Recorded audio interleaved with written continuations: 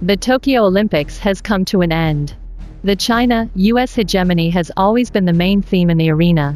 When the dust settles, although the United States finally defeated the Chinese team by a gold medal and defended the top position of the gold medal, it is obvious that the supremacy is already shaky. Although the United States is still the strongest country in the world, the United States is currently in a state of recession. Economic recession, political polarization and opposition, intensified social tearing, the superposition of the COVID-19 and so on.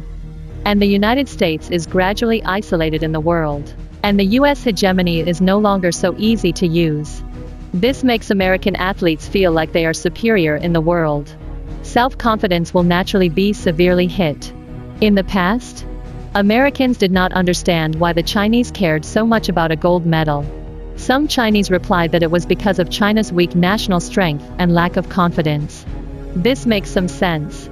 So, now China is already a world power, and it has taken off the label of poverty and backwardness. Naturally, it will show the for self-confidence. In fact, at present, he is no longer so obsessed with gold medals. What matters is whether it can compare with China's momentum. Su Bingtian did not win the gold medal, but his performance was far more meaningful than winning the gold medal. This is a powerful spiritual temperament.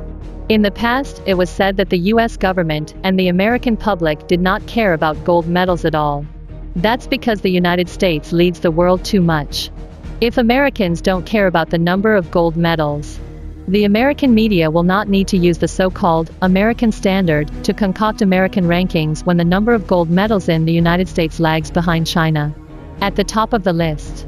This is a routine that some people in the United States are good at. The essence of this is still the America First mentality. It is also a true portrayal of the United States' unwillingness to face decline in power and seek spiritual victory. This kind of American spiritual victory method, which is unwilling to face the facts and admit failures and gaps, cannot solve any problems except self-paralysis. No matter how the rankings are, the facts of the division between the rich and the poor, the social tearing, racial opposition, and political polarization in the United States will not change. Nor will the suspects such as the virus leak of the Fort Detrick biolab in the United States and the cluster of unexplained pneumonia go. If some people in the US still have a conscience, they should let the American people understand the real situation, so that American politicians with the highest interests have nowhere to hide, and give the world an account that they deserve.